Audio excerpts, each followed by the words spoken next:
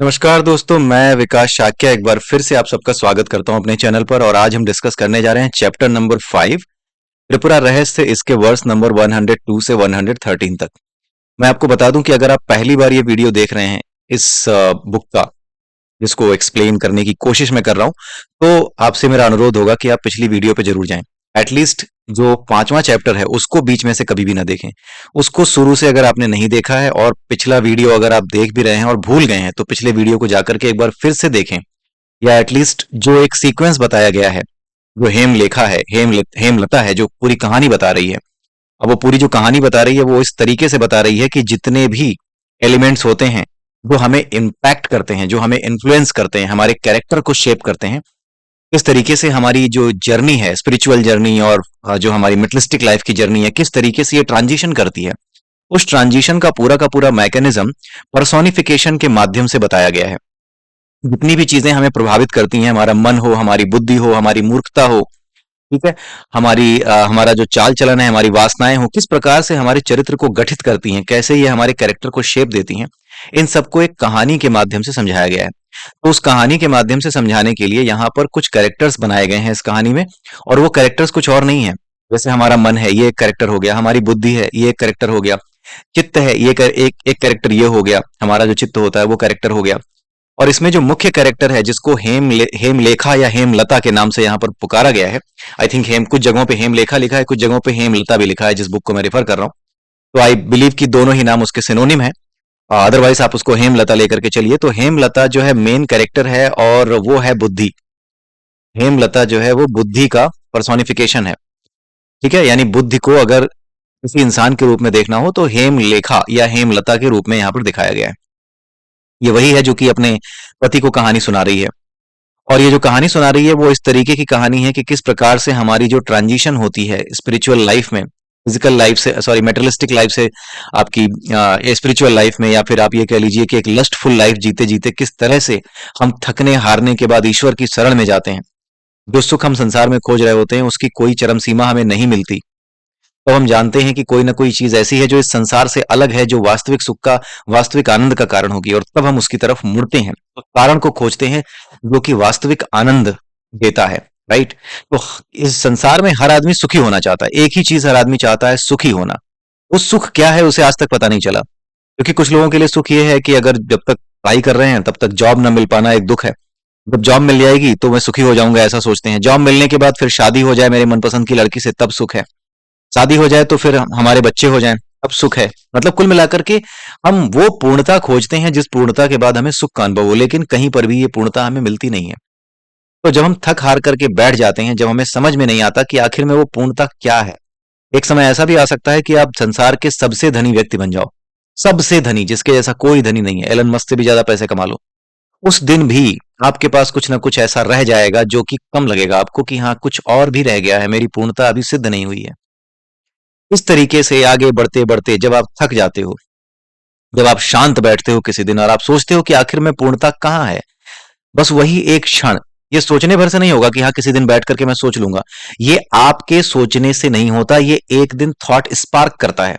You never know कि किस दिन करेगा, लेकिन जिस दिन आप सोच करके बैठोगे कि आओ चलो बैठ के सोचते हैं कि आखिर में वास्तविक आनंद क्या होगा, नहीं होगा कुछ भी। ये अपने आप थॉट जब आपके भीतर से प्रकट होता है, तब जाकर के वो परिवर्तन उसी क्षण हो जाता है, और आपका इंक्लाइनेशन संसार से हट करके अपने आप जो स्पिरिचुअलिटी है उसकी तरफ चला जाता है। और उसका मतलब ये नहीं होता कि आप संसार में कोई काम ही नहीं करोगे या संसार के काम के नहीं रह गए। असल में इस ट्रांजिशन के बाद आप ही वो इंसान होते हो जो संसार के लिए सबसे जरूरी असेट हो जाता है। आज संसार ने बहुत कुछ कर लिया, बहुत बड़े बड़े करोड़पति देश चला रहे हैं, बड़े बड़े अरबपति हैं, खरबपति हैं, और दुनिया का क्या हाल हो रखा है, बस एक चिंगारी लगने की देर है, पूरी दुनिया बारूद के ढेर पर बैठी हुई है। ये उन लोगों के कारनामे हैं जो पढ़े लिखे लोग हैं और जो संसार को चला रहे हैं, जो कि आध्यात्मिकता को कहते हैं ये तो बाबाओं वाला खेल है। ये उनके काम है। उनसे पूछा जाए कि तुमने किया क्या इस संसार में, आज ये आग क्यों लगी है, तुम जिम्मेदार हो इसके, तुम बताओ। हम तो मूर्ख हैं, क्योंकि हम तो आध्यात्मिक लोग हैं, हम तो बाबा हैं, घंटा बजाते हैं। तुम हो महान, तुम जरा बताओ तुमने क्या योगदान दिया कि आज संसार बारूद के ढेर पर माचिस लेकर के बैठा हुआ है। तो इसलिए कभी भी आध्यात्मिक क्षेत्र में कोई व्यक्ति जा रहा हो तो इस बात को समझ लीजिए कि वो आपसे कहीं अधिक आगे जा चुका है। इस सेंस में कि वो अपने जीवन को सार्थक रूप से जी करके जाएगा। बड़ी गाड़ी, बड़ा बंगला, बड़ा घर उसके पास नहीं होगा, नहीं होगा, लेकिन उसके पास आध्यात्मिक संपत्ति होगी जिसे कुबेर की संपत्ति कहा जाता है। और जिसके पास आध्यात्मिक संपत्ति होती है उसके पास बाकी संपत्तियां अपने आप आने लगती हैं। इसी को कुबेर का आशीर्वाद कहा जाता है। आध्यात्मिक भाषा अलग है, इसे समझने का तरीका अलग है। ठीक है, तो यहां पर 102 से 113 के बीच में बड़ी ही इंटरेस्टिंग सी बातें की जाएंगी। आइए अब आप जरा उनको सुनिए। और मैं आपको एक बात और बता दूं कि एक चैनल और है जिसका नाम है विश्व गुरु। मैं पिछले वीडियोस में ही बता चुका हूं, उस चैनल पर जाकर के भी आप सब्सक्राइब कर लीजिए अगर आपने सब्सक्राइब नहीं किया हुआ है, क्योंकि वहां पर जो ये त्रिपुरा रहस्य है उसकी पहले चैप्टर से जो प्लेलिस्ट है, या फिर भगवत गीता, या जितने भी जो मुख्य शुरुआत मैंने की थी वो उसी चैनल पे की थी। तो आप जाकर के उस चैनल को भी सब्सक्राइब कर लीजिए, और यहाँ पर भी आप बने रहिए, इसको भी शेयर कीजिए, इसके बारे में भी जो है लोगों को बताइए, क्योंकि आगे की चीजें जो भी बची हुई थी, जैसे त्रिपुरा रहस्य बचा हुआ था और उसके अलावा बृहदारण्यक उपनिषद बचा हुआ है, तो ये दोनों चीजें और मनुस्मृति है, ये तीनों ही चीजें मैं इस चैनल पर, ये जो दूसरा चैनल है मेरा विश्व गुरु का, इस पे कंप्लीट करने की कोशिश कर रहा हूं और इसी पे कंप्लीट किया जाएगा। तो 2 चैनल्स हो जाएंगे अब। एक चैनल विश्व गुरु है, एक चैनल विश्व गुरु विश्व अंडरस्कोर गुरु, ये वाला है 2024। राइट, तो आइए आगे चलते हैं। इसमें यह बताया गया है कि सहेली, उसमें बता रही है कि जो हेम लेखा है वो बता रही है, हेमलता, कि मेरी सहेली और उसका बेटा अस्थिर, अस्थिर जान रहे हैं, बेटा था उसका। सहेली जो थी उसका पति कौन था? मूढ़, मूढ़ यानी मूर्ख। और इन दोनों से एक बेटा पैदा हुआ था जिसका नाम था अस्थिर। ठीक है, और अस्थिर की 2 बीवियां थी। एक तो अस्थिर की बीवी थी चपला, यानी सहेली का जो पोता था, सहेली का जो बेटा था अस्थिर, ठीक है, उसकी 2 पत्नियां थी, एक चपला और एक थी महाशना। ये महाशना और चपला ये दोनों बहनें थी। ये क्या है? ये पर्सोनिफिकेशन है, ध्यान से सुनिएगा। ये जो चपला है ये क्या है? आपके दिमाग में जो थोड़ी थोड़ी देर में स्पार्क आता रहता है ना, जैसे अभी कुछ खा रहे थे, अचानक से ध्यान आया कि आज तो यार वीकेंड है, क्यों ना जो है एक एक पैग हो जाए। या फिर अचानक से आपके दिमाग में आया कि यार एक जो है लॉन्ग ड्राइव रात में करके आते हैं। अच्छा, वीकेंड तो नहीं है लेकिन एक पैग लगाने में दिक्कत क्या है, या फिर बाहर जाकर के कुछ करने में दिक्कत क्या है, थोड़ा घूम लेते हैं। मतलब आपके दिमाग में जो स्पार्क्स होते रहते हैं ना लगातार, किसी भी डिजायर के लिए, कोई भी डिजायर हो, सिगरेट बुरी चीज नहीं है, शराब बुरी चीज नहीं है, चिकन बुरी चीज नहीं है, मटन बुरी चीज नहीं है, और अगर आप शाकाहारी हैं तो पनीर भी बुरी चीज है, आपके लिए सब्जी भी बुरी चीज है, आपके लिए मसाले भी बुरी चीज है, अगर उसमें कोई मांस नहीं मिला है, कुछ भी नहीं मिला तब भी वो बुरी चीज है। ऐसा क्यों? ऐसा इसलिए कि बुराई खाने पीने की चीजों में नहीं होती। बुराई होती है आपके लस्टफुल डिजायर्स में। बुराई डिजायर्स में है। समस्या जीव नहीं, समस्या स्वाद है। ठीक है, तो यहां पर जो चपला है ये अलग अलग स्वादों की तरफ, चाहे वो किसी दूसरी स्त्री या पुरुष या फिर अपोजिट सेक्स की तरफ अट्रैक्शन हो, राइट, चाहे वो कोई भी किसी भी तरह का लस्टफुल डिजायर हो, चाहे वो खाने पीने की चीजों को लेकर के हो, कुछ भी हो, वो सब क्या है? वो सब चपला है, जो बार बार स्पार्क होता रहता है ना। कुछ लोग होते हैं बैठे बैठे मूड में आ गए, अरे आज यहाँ चलेंगे, राइट, ओके, आज तो जो है बढ़िया वहां पे by by one get one जो है बियर वहां पे फ्री होगी, राइट, या फिर जो भी है। तो जिस तरह इस तरह की डिजायर जो दिमाग में तुरंत तुरंत आती हैं और बिल्कुल हर चीज को पाने की जो कोशिश होती है, पाने के लिए जो स्पार्क है हर चीज के प्रति, ये पाने की कोशिश नहीं है, ये स्पार्क है, ये चाहिए, स्वाद लेना है, ये चाहिए, राइट, सेक्सुअल थॉट्स आ रहे हैं, राइट, और दिमाग में आ रहा है कुछ अच्छा खाने का मन कर रहा है, तो ये क्या है? ये स्पार्क है, टेस्ट का स्वाद आया। अब जब पाने की इच्छा जो होती है ना, कि मैं इसको पालूं, जो भी मेरी इच्छा हो रही है उसको फटाफट चट कर जाऊं, वो क्या है? वो महाशना है। तो ये चपला और महाशना ये दोनों बहनें हैं। एक क्या है? एक स्पार्क है लस्ट का, दूसरा उस लस्ट को पाने की, उस लस्ट को जी जाने की, उस लस्ट को जीने की। जितने भी तरह के लस्ट आए उन सबको जी लेने की, चाहे कुछ भी हो जाए, मैं ये भी लूंगा वो भी लूंगा, मतलब जो भी स्पार्क आए हैं ना, उन स्पार्क्स को एक रूप देने की, यानी कि उसको पूरा करने की जो कोशिश है वो महाशना करती है। तो महाशना क्या है? सब कुछ चट कर जाने वाली। जैसे ही आपके माइंड में स्पार्क आएगा, वैसे ही अगर आपके दिमाग में ये भी आता है कि आप रुक नहीं पाते, नहीं, जो भी है अब अभी ही चट करना है, या फिर जो भी है मैंने जो कुछ भी प्राप्त कर लिया, जिन चीजों को भी भोग लिया, उससे अधिक सुख अगर कहीं पर है उसको भी भोगना है। वैसे एक सिंपल सा और बहुत अच्छा एग्जाम्पल सिर्फ और सिर्फ सेक्सुअल डिजायर्स हो सकती हैं। आपने देखा होगा बहुत से लोग अननेचुरल सेक्स के शिकार होते हैं, राइट। वो क्यों होता है? वो इसीलिए होता है क्योंकि उसका रीजन क्या है, ये महाशना, सब कुछ चट कर जाने वाली, राइट। जो सेक्सुअल प्लेजर होता है, उस प्लेजर को लेने के बाद भी एक थॉट दिमाग में और आता है, क्या इससे भी ज्यादा सुख किसी और स्थिति में हो सकता है? क्या मैं किसी और तरीके से अपनी सेक्सुअल डिजायर्स को पूरा करने की कोशिश करूं तो क्या मुझे वहां पर और भी ज्यादा मजा आ सकता है? इस तरह के थॉट्स जो हैं, ये महाशना का प्रतीक है। जो भी स्वाद आप ले रहे हो, जिस चीज का भी स्वाद ले रहे हो, लस्टफुल डिजायर्स का स्वाद ले रहे हो, किसी भी तरह से आप किसी भी चीज को भोग रहे हो, तो उसमें भोग की और भी संभावना हो सकती है क्या? क्योंकि पता लगता है कि नहीं, ये तो आनंद आया, लेकिन इससे भी ज्यादा आनंद होता है क्या, राइट? क्योंकि महसूस होता है कि नहीं, इससे भी ज्यादा कुछ होगा। तो वो जो इससे ज्यादा कुछ होगा, उसकी तलाश में क्या होता है, जब व्यक्ति को कुछ नहीं सूझता तो वो अननेचुरल हो जाता है, राइट। वो फिर अननेचुरल चीजें करने लगता है, अननेचुरल संबंध बनाने लगता है। जब उसे अपने ही जाति में, जैसे मनुष्य हैं, मनुष्यों से बाहर उसे लगता है कि नहीं, मनुष्यों के भीतर तो मुझे कुछ नहीं लग रहा, तो वो ये देखता है कि यार ठीक है, अगर मैं एक लड़की होता या अगर एक लड़की है तो सोचती मैं लड़का होती तो क्या होता, राइट, कैसा फील करती। तो वो उस वजह से क्या होते हैं, वो स्त्री या पुरुष होते हुए भी क्या हो जाते हैं, अपोजिट सेक्स की तरह बिहेव करने लगते हैं, जिन्हें जो है दूसरे जेंडर का मतलब एक तरीके से एक दूसरी कैटेगरी में उनको रखा जाता है, राइट। जो गे एंड लेस्बियंस होते हैं उनकी कैटेगरी की बात कर रहा हूं मैं। तो ये सब चीजें क्यों होने लगती हैं? क्योंकि ये जो चरम सुख की ये जो महाशना है ना, ये हर चीज को, जो सुख का एक चरम सीमा है, उसके हर बिंदु को छू लेना चाहती है। तो ये जो इच्छा है, यही महाशना है। और जो आपके दिमाग में स्पार्क पैदा करे, वो क्या है, चपला है। तो हेमलता ये बता रही है कि वो खुद और उसकी सहेली, सहेली कौन, जो कि जिसका नाम अविद्या है, सहेली का नाम अविद्या है। अविद्या माने क्या? अविद्या माने इस संसार को, संसार के विज्ञान को जानने वाली, राइट, या इस संसार के विज्ञान को ही विज्ञान मानने वाली, उसी को अविद्या कहा जाता है। वेदों को भी अविद्या की ही श्रेणी में रखा है शंकराचार्य जी ने। अविद्या का मतलब ये नहीं कि ये विद्या ही नहीं है, अविद्या का मतलब है अपरा की विद्या, ठीक है, अपरा की विद्या, जो इस संसार को चलाने वाला जो साइंस है, जो कि एक तरीके से रिवर्स इंजीनियरिंग है। आप उसके सोर्स को नहीं जान सकते, आप उसकी रिवर्स इंजीनियरिंग कर सकते हो।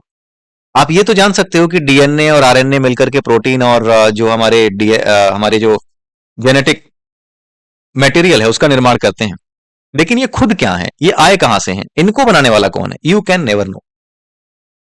तब जान पाओगे जब आप परा से निकल करके, यानी अविद्या से निकल करके विद्या, यानी जिससे ये सब कुछ प्रकट है, उसके बारे में जानना, उसका अनुभव कर लेना, क्या है, विद्या है। सा विद्या या विमुक्त है, यानी कि जो इस संसार के हर बंधन से आपको मुक्त करे, इस संसार के विज्ञान से आपको मुक्त करके उस विज्ञान के विज्ञान तक पहुंचा दे, उसी को मुक्ति कहा जाता है। सा विद्या वही विद्या है। सा विद्या या विमुक्त, विमुक्त यानी मुक्त कर दे, किस चीज से, इस संसार की उन चीजों से जिसकी आप रिवर्स इंजीनियरिंग कर रहे हो, यानी कि उस विज्ञान से मुक्ति जो रिवर्स इंजीनियरिंग है, खुद में साइंस नहीं है, विज्ञानों का विज्ञान कुछ और है, तो उसकी तरफ जाना मुक्ति है, ठीक है। तो यहां पर जो सहेली है जिसका नाम अविद्या है, उसके साथ खुद हेमलता रहती थी, और खुद हेमलता क्या है, बुद्धि है। हम सबके पास बुद्धि होती है, जब तक बुद्धि हमारी काम कर रही है तब तक ये सारी चीजें क्या होती हैं, हमारे भीतर होते हुए भी हम बचे हुए रहते हैं, राइट। हमारे अंदर ये इच्छाएं अगर आती भी हैं, तो अगर हमारी बुद्धि सही जगह पे है, हमारी बुद्धि अभी भी कॉन्शियसनेस में है, बुद्धि के ऊपर इन चीजों का कंट्रोल नहीं हुआ है, बुद्धि पर ये चीजें हावी नहीं हुई हैं, तो भी होता क्या है कि आप इन चीजों को देखते हुए भी कि मेरे अंदर ये इच्छाएं आ रही हैं, ये सब हो रहा है, इसके बावजूद भी आप बचाए रखते हो अपने आप को, राइट। लेकिन जब बुद्धि ही भ्रष्ट हो जाती है तब बात बिगड़ती है, ठीक है। आगे इसमें यह बताया गया है कि मैं इनके साथ रहने लगी उनके घर में। कौन सा घर? एक नया शरीर। हमारा जो शरीर है ना, यही इनका घर है, हमारी बुद्धि हमारे शरीर में ही तो है।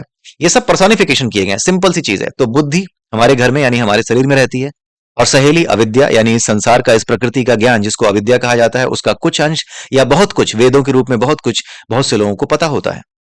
उसके बाद अस्थिर। अस्थिर कौन है? चित्त। ये चित्त भी हमारा हिस्सा है, जो अस्थिर रहता है, एक जगह बैठ ही नहीं सकता। इसका स्वभाव है इधर से उधर भागते रहना, इसी को हमें एक जगह पे टिकाना पड़ता है, राइट।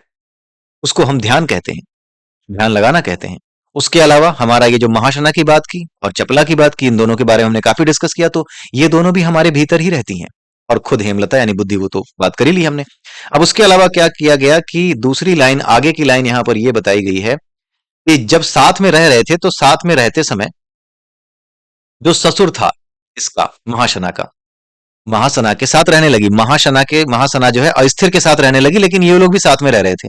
लेकिन मुख्य रूप से महासना ही उसकी पत्नी बनकर के अस्थिर के साथ रह रही थी। यानी जब आपके ऊपर वासनाओं का हमला हो जाता है और आप जब वासनाओं के जाल में फंस जाते हो, तो महाशना, चपला जो प्रकट करने वाली थी ना, वो रुक जाती है। आपने महसूस किया होगा कि जब इच्छाएं प्रकट हो जाती हैं, उसके बाद जब वो इच्छाएं जब तक पूरी नहीं होती तब तक आप लगे रहते हो। तो एक बार जब इच्छाओं का सोर्स आपके अंदर से फूट पड़ा, तो उसके बाद क्या होता है कि उन इच्छाओं को पूरा करने के लिए केवल और केवल महाशना रह जाती है कि मैं ये भी कर लूं, मैं वो भी कर लूं। इतने पैसे कमा लिए, नहीं अभी और कमाना है। पड़ोसी के यहाँ छोटी गाड़ी है, पड़ोसी के यहाँ बड़ी गाड़ी, नहीं मुझे इससे बड़ी लानी है।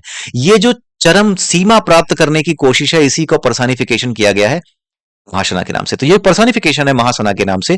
इसको आपको समझना होगा कि जब इन चीजों का काम हो चुका होता है, यानी चपला जो इच्छाएं हैं जब वो प्रकट कर चुकी होती है, तो वो रह जाती है, चली जाती है। फिर ये महासना, यानी कि हर चीज को निगल जाने की इच्छा रखने वाली, हर सुख को प्राप्त करने की, सुख के हर बिंदु को, परम सुख के हर बिंदु तक पहुंचने की और उसको टच करने की, उसको स्पर्श करने की जो इच्छा है, वो महासना कहलाती है। राइट। फिर यही रहती है चित्त के साथ, चपला नहीं रहती। इच्छाएं प्रकट होना बंद हो जाती हैं। फिर जो इच्छाएं प्रकट हो गई है ना, उन इच्छाओं के पीछे आप भागना शुरू करते हो। आपने देखा होगा कि अगर किसी चीज की जिद आप पकड़ लो, तो उसके बाद होता क्या है कि फिर कोई और दूसरा विचार आपके मन से नहीं आता, बस उसी जिद को पूरा करने के लिए आप मन बना के बैठ जाते हो, ठान के बैठ जाते हो कि पहले ये पूरा करूंगा, उसके बाद ही कुछ करूंगा। इसीलिए जो लोग मतिभ्रष्ट लोग होते हैं, जैसे कुछ लोग होते हैं जिनको कोई लड़की पसंद आ गई, वो लड़की उन्हें पसंद नहीं कर रही, लेकिन उन्हें वो लड़की पसंद आ गई। अब वो मना कर रही है कि नहीं मुझे तुम में कोई इंटरेस्ट नहीं है, लेकिन इसके दिमाग में तो वो चढ़ गई है। राइट। तो होता क्या है कि ऐसे ही लोग, इसी प्रकार के लोग जिनके मन से चपला जा चुकी है और अब महाशना का कब्जा हो चुका है, यानी इच्छाओं के चरम बिंदु तक, सुंदरता को पाने की इच्छा, एक सुंदर लड़की देख ली, अब उसके पीछे पड़े हैं, समहाउ किसी तरीके से मेरी हो जाए। नहीं बात बन रही तो ठीक है, अगर कुछ कर पाया, जबरदस्ती कर ली तो ठीक है, नहीं तो कोई बात नहीं। अगर स्कोप नहीं दिख रहा है, इतना आसान नहीं है, तो चलते फिरते कभी चेहरे पर तेजाब फेंक दूंगा। राइट। तो ये सारी चीजें जो मन में आती हैं, ये करने का जो प्रयास होता है ना, ये महाशना है। मुझे सब चाहिए, नहीं तो किसी को नहीं मिलने दूंगा, यही महाशना है। राइट। तो ये सब चीजें जो अस्थिर है चित्त, उसके साथ, उसका चपला के साथ साथ छूट जाता है। यानी कि चपला, यानी कि जो बार बार स्पार्क पैदा कर रही थी, वो फिर भी एक अच्छी स्थिति थी, लेकिन वो स्पार्क पैदा होने के बाद जब आप इनको पाने में लग जाते हो ना, जो कि पूरी नहीं हो सकती, चरम बिंदु मिल ही नहीं सकता, तब समस्या असली खड़ी होती है। तब जो है हमारा जो चित्त है अस्थिर, वो महाशना के कब्जे में आ जाता है। यही बात हमारे इसमें बुक में समझाई गई है। आप बुक जरूर पढ़िएगा। आप इसको सुनने के बाद, हमारे वीडियो को सुनने के बाद जब आप बुक पढ़ेंगे ना, त्रिपुरा रहस्य, जो कि आप सर्च मारिएगा, मिल जाएगी आपको। ये है आचार्य जगदीश चंद्र मिश्र द्वारा लिखी हुई, इसका नाम है त्रिपुरा रहस्य ज्ञान खंड। ठीक है। ये पहला खंड नहीं बता रहा हूं, ये दूसरे खंड की बुक है, ज्ञान खंड। पहला खंड तो त्रिपुरा खंड है, जो महात्म्य खंड है, उसमें देवी त्रिपुरा के बारे में बताया गया है। लेकिन ये क्या है, ये ज्ञान खंड है।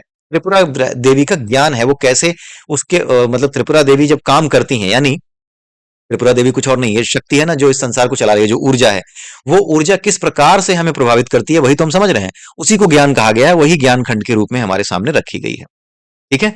अब आगे देखते हैं, आगे क्या बताया गया कि ससुर मूढ़, जो मूर्ख है, ससुर कौन है, मूढ़। मूर्ख आदमी को ही नहीं पता होता कि किस विचार को आने देना चाहिए, किसको नहीं आने देना चाहिए। इसीलिए क्या हुआ, ये जो क्या बोलते हैं अस्थिर है, उसकी सहेली अविद्या से विवाह करके मूर्ख ने क्या किया, बच्चे पैदा कर दिए, एक अस्थिर चित्त पैदा कर दिया। और ये ससुर था इसका, महाशना का। क्यों? क्योंकि बेटा इसका ये है, मूर्ख का बेटा अस्थिर है, तो इसलिए महाशना का ये ससुर हुआ। तो ये ससुर यानी मूर्खता, यानी जब हमारे अंदर ये चीजें होती हैं कि अब हम हर चीज को पाने की ही कोशिश कर रहे हैं, कोई नया विचार या कोई नई लस्टफुल थॉट आ नहीं रही, बस उन्हीं थॉट्स के पीछे वही वही लग रही है कि यही बहुत है, इन्हीं को पा जाऊं तो बहुत है, इन्हीं को जी लूं, फिर आप कॉन्सेंट्रेट होने लगते हो एक एक करके, एक एक लस्ट पे। राइट। तो यहां पर ससुर यानी कि मूर्खता, और सौतन यानी चपला, जो कि स्पार्क करती है नए नए थॉट्स को, ये दोनों भी मिलकर के रहते तो साथ में हैं, लेकिन ये केवल और केवल क्या करते हैं, पालन पोषण करते हैं, इसको मोटिवेट नहीं करते हैं।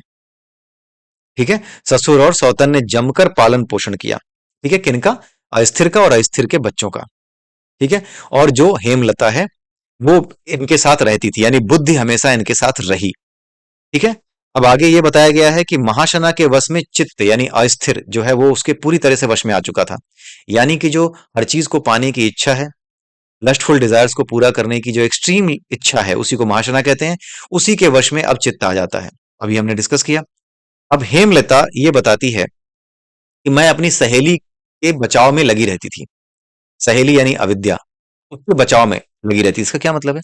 हमारी जो बुद्धि होती है ना, जो हम साइंस जानते हैं, जो विज्ञान इस प्रकृति का जानते हैं, जिसको हम लॉजिकल नॉलेज कहते हैं कि अगर ऐसा करूंगा ना तो फंस जाऊंगा, मैं वैसा करूंगा तो फंस जाऊंगा, क्योंकि कानून है, व्यवस्था है, विज्ञान है, उसको हम जानते हैं। तो उसकी वजह से होता क्या है, हेमलता यानी कि बुद्धि, ये क्या करती है, ये इसको लगातार अपनी सहेली को, जो अविद्या है, उसको लगातार क्या करती रहती है, बचाती रहती है।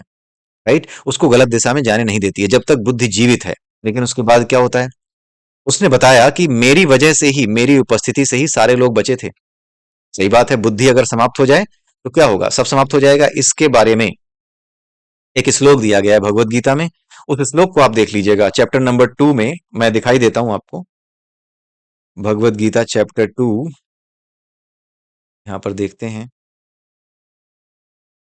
YouTube, not YouTube, Google, Bhagavad Gita chapter 2। Okay, यहां पर देखते हैं चैप्टर 2 में, हिंदी में देख लेते हैं। चैप्टर 2 में वर्स नंबर 63 64 के अराउंड हम देखते हैं। ठीक है, जहां तक मुझे याद आ रहा है इट्स अराउंड 63, हाँ 62 एंड 63 है, 62 एंड 63 है। तो यहां पर क्या बताया गया है, ध्यायतो विषयान पुंसा संगस्ते सुपजायते संगा संजायते कामः कामात् क्रोधो भी जायते। ठीक है, आगे देखिए, 63वां श्लोक इसी के सीक्वेंस में है, 63rd। क्रोधात भवति सम्मोह सम्मोहात स्मृति विभ्रमः स्मृति भंसात बुद्धिनाशो बुद्धिनाशात प्रणश्यति। अभी जो कुछ हमने समझा है ना वो यही है इस बुक में, इस चैप्टर में, जो अभी तक हमने समझा है अभी आज के इस वीडियो में, वो यही है। इसमें बताया क्या गया है, इसमें ये बताया कि मैं यहाँ पर इनकी कमेंट्री को यूज कर रहा हूँ, स्वामी मुकुंदानंद जी की, मतलब यही मेरे सामने आई तो मैंने इसी को यूज कर लिया, मुझे श्लोक से मतलब था। इसका मतलब ये होता है कि इंद्रियों के विषयों का चिंतन करते हुए मनुष्य उनमें अट्रैक्ट हो जाता है, आसक्त हो जाता है, और आसक्ति कामना की ओर ले जाती है, और कामना से क्रोध उत्पन्न होता है, इच्छा उत्पन्न होती है, और इच्छा से क्रोध उत्पन्न होता है। क्यों? क्योंकि इच्छा पूरी करने की ललक जो हमारे अंदर होती है, जब वो पूरी नहीं होती, हमें चरम बिंदु नहीं मिलता किसी भी सुख का, तो हमारे मन में क्रोध आता है, इरिटेशन आती है। राइट, उसके बाद देखते हैं अगला क्या है। अगला है, क्रोध जब आता है तो इससे निर्णय लेने की क्षमता कम हो जाती है, यानी बुद्धि को भ्रमित होने का मौका मिल जाता है। इस कारण स्मृति भ्रम हो जाता है। स्मृति भ्रम मतलब मेरा वास्तविक स्वरूप क्या है, मैं कौन हूं। जैसे कई बार होता है ना, नेताजी लोग कई बार थपड़ियाने लगते हैं, तो उनके जो साथ में होते हैं, अगर आपने एक सीरीज देखी होगी पंचायत, तो उसमें होता यह है कि नेताजी को उनका चमचा समझा रहा होता है कि अरे महाराज, आप नेता हैं, विधायक हैं, आप, आपके लिए ये सब गाली वाली देना शोभा नहीं देता। राइट, तो विधायक जी को क्या हो गया था, विधायक जी को कुछ नहीं हुआ था, उनको स्मृति भ्रम हो गया था, यानी वो भूल गए थे कि वो विधायक हैं, उनको याद दिलाना पड़ा। और ये याद दिलाने का काम कौन करते हैं, उनके चेले चपाटे, जो उनकी बुद्धि बन के उनके साथ रहते हैं कि नेताजी कहीं कुछ गलत ना कर बैठे।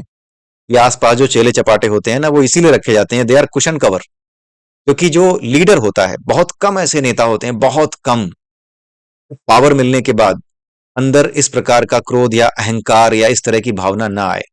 ऐसा नहीं है कि मैं सबके लिए कह रहा हूं, बहुत कम ऐसे होते हैं, अधिकतर लोग ऐसे ही होते हैं जो अपने अहंकार को, अपने क्रोध को संभाल नहीं पाते। पावर मिलते ही उनका क्रोध, उनका अहंकार, सब कुछ सामने आने लगता है। उसी सीरीज में पंचायत में ही आपने देखा होगा कि उसका जो चमचा होता है, जो दूसरा एक बनराकस है, उसका जो दोस्त है, जो खैनी वैनी खाता रहता है, वो बताता है, उसको समझाता है, वो बनराकस कहता है कि भाई हमें भी गुस्सा करना सीखना होगा, बड़े लोग गुस्सा करते हैं, बड़े लोग को गुस्सा जल्दी आता है। राइट, वो बहुत बड़ी बात बोली थी। वो इसीलिए बोली थी क्योंकि बहुत जल्दी जब आप इन चीजों के कब्जे में होते हो, जहां पे आप इच्छाएं पूरी करने की तरफ भाग रहे हो, जहां पर आपको लगता है कि आप चरम इच्छाओं की तरफ जा रहे हो, कुछ भी ऐसा बचना नहीं चाहिए अब जो कि मेरा पूरा ना हो, तो उस समय क्या होता है, आप फोकस्ड होते हो कि वो चीज पूरी हो जाए। अब उसके बीच में कोई आदमी दिख जाता है, कोई दीनहीन व्यक्ति, गरीब आदमी भी दिख जाता है, तो नेताजी उसको गरिया उरिया देते हैं। राइट, जबकि उन्हीं के वोट पा करके वो क्या बने हैं, नेता बने हैं। राइट, तो यहां पर क्या है, क्रोध निर्णय लेने की क्षमता को छीड़ करता है, जिसके कारण स्मृति भ्रम हो जाता है।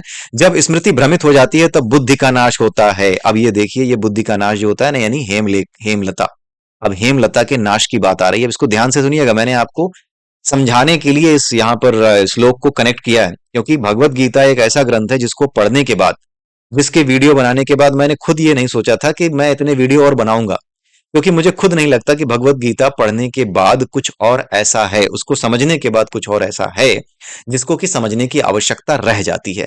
लेकिन फिर भी बहुत सी ऐसी चीजें हैं जो आती गईं और निश्चित रूप से उन चीजों ने भगवत गीता को और उसका जो अंडरस्टैंडिंग है उसको और दृढ़ करने में हमारी मदद की है, उसको और स्ट्रांग करने में हमारी हेल्प की है।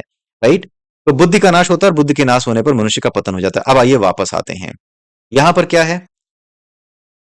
बुद्धि ये कहती है, नहीं, हेमलता ये कहती है कि मेरी उपस्थिति से ही सारे लोग बचे हुए थे। अब आगे ये बताती है कि सहेली से लगाव के कारण वह भी शून्य हो गई, यानी मैं भी शून्य हो गई। सहेली से लगाव के कारण, सहेली कौन? अविद्या। अविद्या से लगाव हो गया। राइट? क्योंकि उसको बचाना चाहती थी, जैसे हमारा वेदों से, पुराणों से, हर चीज से लगाव है। राइट? उसी प्रकार से जो लोग वेदों पुराणों को नहीं मानते उनका विज्ञान से लगाव है कि विज्ञान ही मेरा सब कुछ है। नंबर आएंगे 32%, विज्ञान ही सब कुछ है, विज्ञान की ही देन है सब कुछ। ठीक है? तो ये स्थिति हो जाती है। ठीक है?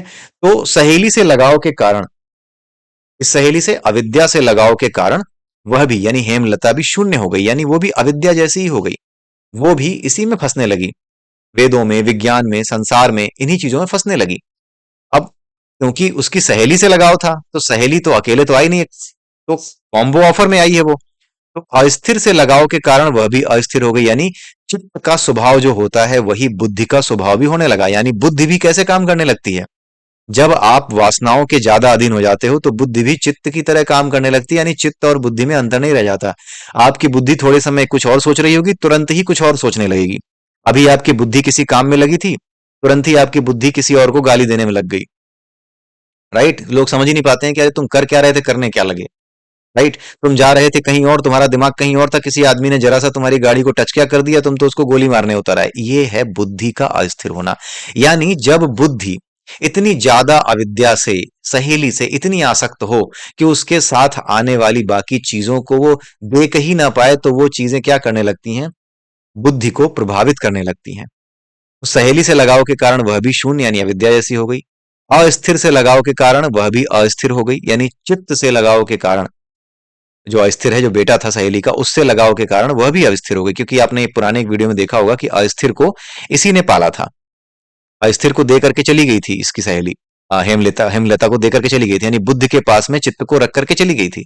अब बुद्धि के पास चित्त को रखोगे तो बुद्धि तो सही से करेगी ना अपना काम, बुद्धि तो चित्त को भटकने नहीं देगी। लेकिन अब ये सब वापस साथ में रहने लगे तो अस्थिर से लगाव इसका था ही, तो जब अस्थिर को मौका मिला इन चीजों को दोबारा से जीने का, तो अस्थिर के साथ वापस जो है, ये लगाव के कारण ये खुद भी अस्थिर की तरह ही अस्थिर हो गई, यानी ये भी चित्त के स्वभाव वाली हो गई। यानी बुद्धि अब धीरे धीरे क्या हो रही है? भ्रष्ट हो रही है। वही जो अभी आपने 63वें, 62वें और 63वें श्लोक में देखा भगवत गीता के चैप्टर 2 के, वही बात हो रही है। अस्थिर से लगाव के कारण, यानी चित्त से लगाव के कारण वह भी अस्थिर हो गई। चपला से दोस्ती के कारण वह भी चपला हो गई। क्योंकि भाई अब किसी के घर में रह रहे हो तो उसके घर में रहने वाले, ऐसा थोड़ी है कि एक से बात करोगे बाकी लोगों से बात ही नहीं करोगे, या दूसरों से दुश्मनी हो गई, या बिना वजह ये तय कर लोगे कि नहीं मुझे इनसे नहीं, बस इन्हीं लोगों से, सिलेक्टिव लोगों से ही बात करनी है, ऐसा तो होगा नहीं। तो चपला से दोस्ती के कारण वो चपला हो गई। ज्वालामुख और निंदवृत्ति, ये क्या है? ज्वालामुख और निंदवृत्ति, ये बच्चे थे इसके, महाशना के। ठीक है? अस्थिर और महाशना से जो बच्चे दो पैदा हुए थे, ज्वालामुख यानी हमेशा कामनाओं की आग जलते रहना, जो ज्वालामुख है। और निंदवृत्त, जब आपके मन में कामनाओं की आग लगातार जलती रहती है तो उसकी वजह से वो साफ दिखाई देने लगती है बाहर के लोगों को कि आप ना कहीं बहुत ज्यादा भिड़े हुए हो, कहीं दिमाग आपका कहीं और चल रहा है। राइट? जैसे एक शराबी होता है, अगर वो नशे में रहना चाहता है और वो बहुत ज्यादा अगर दारू पीता है, सुबह उठता है, चप्पल पहनता है, वैसे घर वाले टोक देते हैं मजाक में, कहाँ अभी तो ठेका खुला भी नहीं होगा। राइट? तो ये निंदा का कारण भी बनते हैं। कौन? वासना और अस्थिर, अस्थिर चित्त और अनगिनत इच्छाएं आपको हमेशा किसी न किसी कामना की आग में जलाते रहेंगे, ज्वालामुख, और इसकी वजह से आपकी निंदा होती रहेगी समाज में। ये कहने का मतलब है यहाँ पे, इस कहानी को अब तक आप अगर समझ पाए हैं तो। ठीक है? सहेली के कारण ये सारे रूप धारण करने पड़ गए। अब वो ये बता रही है कि मेरी सहेली के कारण, मेरी दोस्ती थी मेरी सहेली से अविद्या से, इसी के लिए इसके ये सारे बच्चे, इसके सारे रिश्तेदार, ये सब, इन सब की तरह ही मुझे भी होना पड़ा। राइट? सहेली को छोड़ देती तो वो वहीं मर जाती, मर बचती नहीं। यानी बुद्धि ये कह रही है कि अगर मैं अपनी अविद्या को, जो ज्ञान है, जो इस संसार का ऊपरी ज्ञान है, अगर मैं उसको छोड़ देती तो ये नहीं बचती, यानी ये पूरा का पूरा शरीर समाप्त हो जाता। बुद्धिनाशात प्रणश्यति, बुद्धि अगर साथ छोड़ देती तो मनुष्य का नाश हो जाता है। और अविद्या ही तो इस संसार को चला रही है। अविद्या ही वो विज्ञान है जो इस संसार को चला रहा है, राइट? वही जो रिवर्स इंजीनियरिंग वाला ज्ञान है, विज्ञान है, राइट? वही तो चला रहा है। तो अगर बुद्धि उसका साथ छोड़ देगी, बुद्धि नाशात प्रणश्यति, जो अभी आपने भगवत गीता में देखा, तो बुद्धि का साथ अगर छोड़ देगी तो होगा क्या कि वो वहीं समाप्त हो जाएगी, यानी कि अविद्या, यानी कि जो इस संसार में जो शरीर हमारा चल रहा है, इस शरीर को चलाने वाला जो विज्ञान है वो वहीं पे समाप्त हो जाएगा। और इस वजह से क्या होगा, वो विज्ञान जो अपनी मॉडस ऑपरेंडी है वो बंद कर देगा, जिसकी वजह से वो पूरा शरीर, जिस शरीर में ये रह रही है, हमारा पूरा जो अस्तित्व है वो क्या हो जाएगा, समाप्त हो जाएगा, हमारी मृत्यु हो जाएगी। ठीक है? और यहां पर अविद्या भी समाप्त हो जाएगी। जब मृत्यु होगी तो अविद्या भी समाप्त हो जाएगी। यहीं पे मैंने बताया आपको, 62 एंड 63 कर लीजिएगा इसको, ये आप देख लीजिएगा इसके साथ। ठीक है? अब उसकी संगति के कारण, यानी एक बहुत ढेर सारी इच्छाओं को पूरा करने वाली, बहुत ढेर सारी इच्छाओं को जीने की इच्छा रखने वाली के साथ रहने के कारण लोग मुझे बच्चलन कहने लगे, यानी दूसरे लोग हेमलता को बच्चलन कहने लगे। और भले लोग, लेकिन जो लोग भले थे, जो ज्ञानी थे, वो जानते हैं कि हाँ, ये सब ऊपरी चीजें हैं। असली जो होती है, जो दिल की, जो हृदय की गहराइयों में उतर करके जिस सच को देखा जाता है, वो केवल ज्ञानी देख सकता है। जैसे कई बार होता है, कुछ लोग होते हैं बहुत गालियां दे रहे हैं, बहुत दारू पी रहे हैं, बहुत कुछ कर रहे हैं, उल्टा सीधा बोल रहे हैं, किसी को भी तुरंत लड़ लेते हैं, बहुत गुस्सा आता है। लेकिन इसके बावजूद भी कुछ लोग होते हैं कि नहीं, कहते हैं कि नहीं वो बड़े ज्ञानी हैं, तुम क्या जानो। लोग कहते हैं ऐसा होता है ज्ञानी, क्योंकि जो मूर्ख होते हैं वो बाहर से ही देखते हैं। उनको लगता है कि अरे, ज्ञानी है तो ऐसी बात कैसे लिख सकते हैं, ज्ञानी है तो किसी को इतना भला बुरा कैसे कह सकते हैं। ये मूर्खों की पहचान होती है। वो ज्ञानी को ऐसे ही देखते हैं कि वो बाहर से एकदम शांत दिखे, अंदर तूफान मचा हो, बाहर से शांत दिखे। ये उनकी परिभाषा होती है। यही लोग पाखंडी होते हैं। यही लोग बाहर से चीजों को देख कर ही ज्ञानी विज्ञानी की महत्ता समझ लेते हैं। कोई गेरुए कपड़े पहना है तो हाँ, ये बड़े बाबा जी होंगे। कोई भभूत रखा है साथ में, हाँ हाँ, इनसे जरूर पूछते हैं, कुछ काला जादू या कुछ करवा लेते हैं, कुछ भी ऐसा जो बता देंगे, कोई विद्या, काली विद्या, सफेद विद्या, जो भी बता देंगे, ये बड़े महान है। तो ये लोग जो मूर्खता का शिकार होते हैं, ये कभी भी ज्ञान को नहीं पकड़ पाते। इनके हिसाब से जो आदमी गाली दे रहा है वो तो ज्ञानी कैसे हो सकता है। इस हिसाब से तो फिर लक्ष्मण जी, जिनको इतना क्रोध आता है, वो तो भगवान का स्वरूप हो ही नहीं सकते। तो ज्ञानी को समझना इतना आसान नहीं है। ज्ञानी बड़े कौतुकी होते हैं। जो ज्ञानी होते हैं बाहर से कुछ और दिखाते हैं, भीतर से कुछ और होते हैं। भगवान श्री राम अपनी पत्नी के लिए इधर उधर मारे मारे रोते फिर रहे हैं। जिनकी आज पूजा होती है, भगवान श्री राम है, वो भगवान है, पर ब्रह्म है। वो अपनी पत्नी के लिए रोते बिलखते घूम रहे हैं। पेड़ से पूछ रहे हैं, पत्तों से पूछ रहे हैं, हिरन से पूछ रहे हैं, हे खग मृग, हे मधुकर श्रेणी, तुम देखी सीता मृग नैनी। इस तरह की बातें पूछ रहे हैं। कौन कहेगा दूसरा देख करके। अगर आज के हिसाब से, आज के मूर्खों की परिभाषा के हिसाब से देखा जाए, तो इस हिसाब से तो राम भी भगवान नहीं हुए। ऐसे कौन रोता है अपनी पत्नी के खो जाने पर। भगवान को तो बिल्कुल नहीं रोना चाहिए था, लोग तो ऐसे कहते हैं, लेकिन नहीं। जो ईश्वर हैं, जो महात्मा होते हैं, उनकी तरीके अलग होते हैं। वो जो कुछ करते हैं उसे लीला कहा जाता है। जानते हुए भी रोल को निभाना लीला कहा जाता है। जो फिल्में बनती हैं उसमें जो एक्टर रोल करता है वो क्या है, वो लीला ही है। एक्टिंग को लीला ही कहा जाता है हिंदी में। जो जिस चीज को आप अंग्रेजी में एक्टिंग कहते हो, उसी को लीला कहा जाता है। यानी जानते हुए कि मैं ये सब चीजें जानबूझ कर रहा हूं, यही लीला है। और एक आदमी जो बहता है इन भावनाओं में, वो क्या है, फंसा हुआ है। एक आदमी रो रहा है, भगवान भी रो रहे हैं, लेकिन दोनों में अंतर है। भगवान जानबूझ करके रो रहे हैं, उनको पता है कि रोना है, यहां रो के दिखाना है। और दूसरा रो रहा है, उसकी नेचुरल इंस्टिंक्ट है कि वो नहीं रोक पाया, रो रहा है, वो दुखी है वाकई में। लेकिन भगवान के केस में क्या है, वो सब कुछ कर रहे हैं, लेकिन उन्हें पता है, जो महापुरुष है उसे पता है कि मैं ये जानबूझ के कर रहा हूं, इसको मुझे करना पड़ेगा। वो किरदार की तरह अपने रोल को जान रहा है, राइट। क्योंकि भगवान इस संसार में, भगवान ने ये संसार हमारे लिए बनाया है। वो हमारे बीच में हमारी तरह आकर हमारी ही कमियों को जीकर और उन पर विजय प्राप्त करके दिखाता है। ये चीज होती है, ठीक है।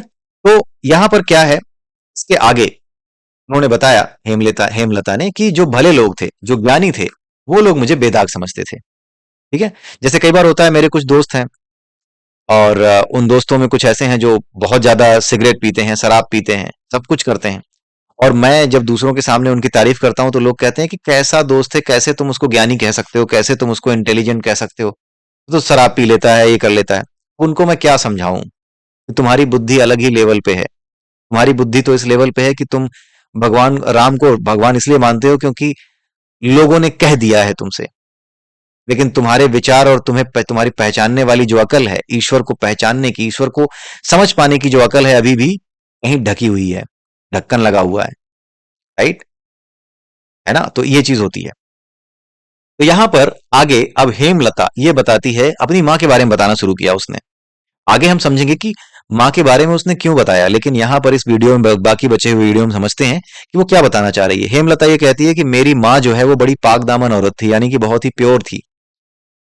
वो क्या थी, वो आकाश से भी बड़ी थी और परमाणु से भी छोटी थी।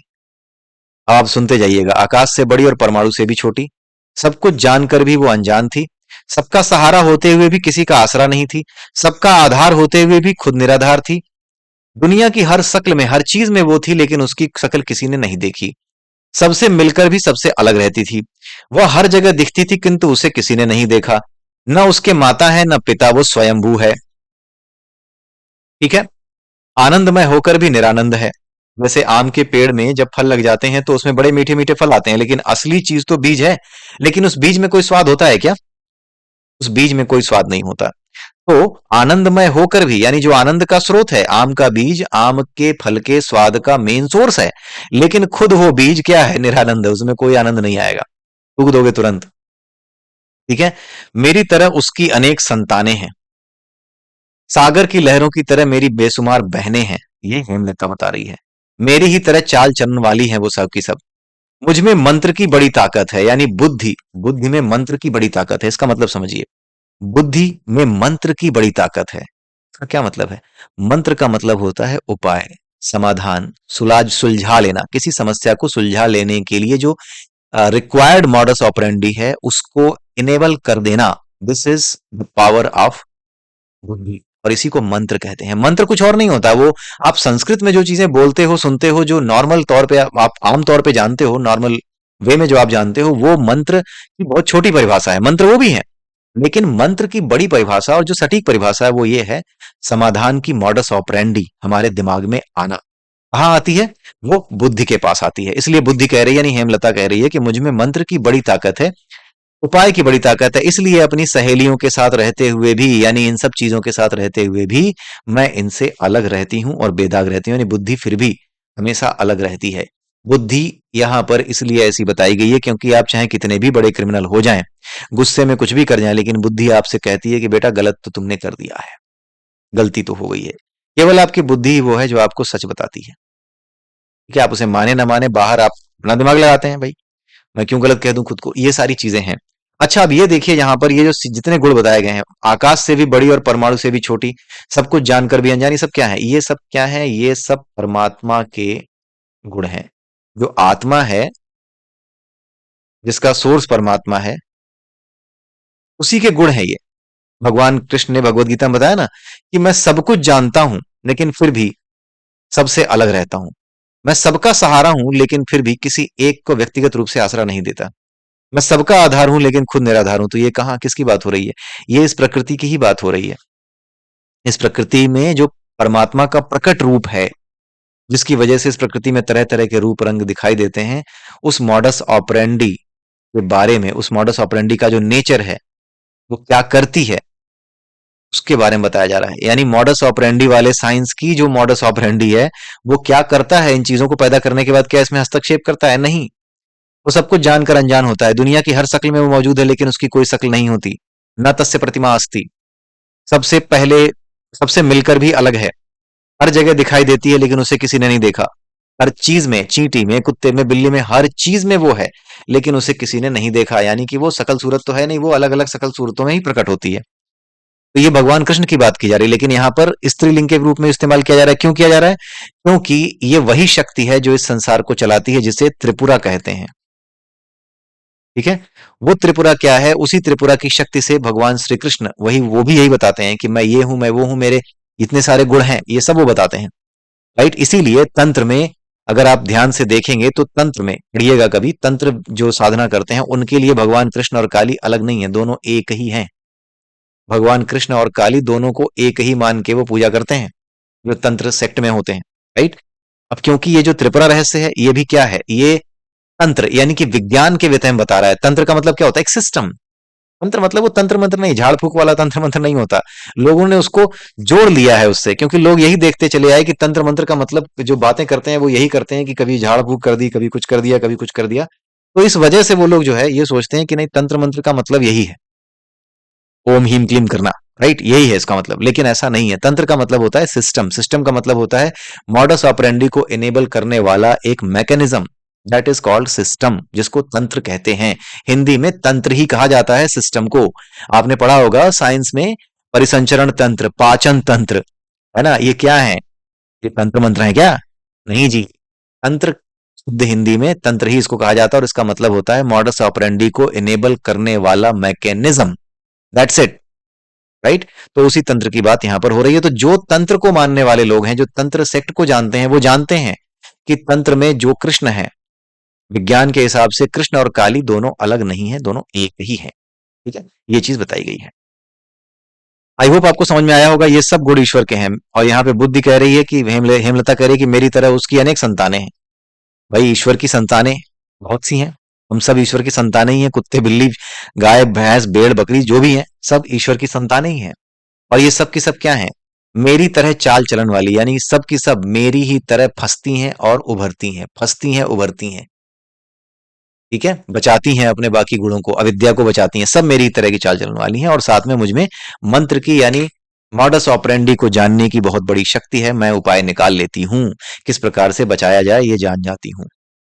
ठीक है, ये सारी चीजें इस चैप्टर में हमने 113वें श्लोक आज देखा। 102 से 113, यानी कि कितने हो गए? 102 से 113, 11 और एक 12, 12 श्लोक आज हमने डिस्कस कर लिए। ये चैप्टर थोड़ा सा धीरे धीरे धीरे करके मैं आगे बढ़ा रहा हूं। रीजन ये है कि इस चैप्टर में जो बातें बताई गई हैं वो बहुत जरूरी है।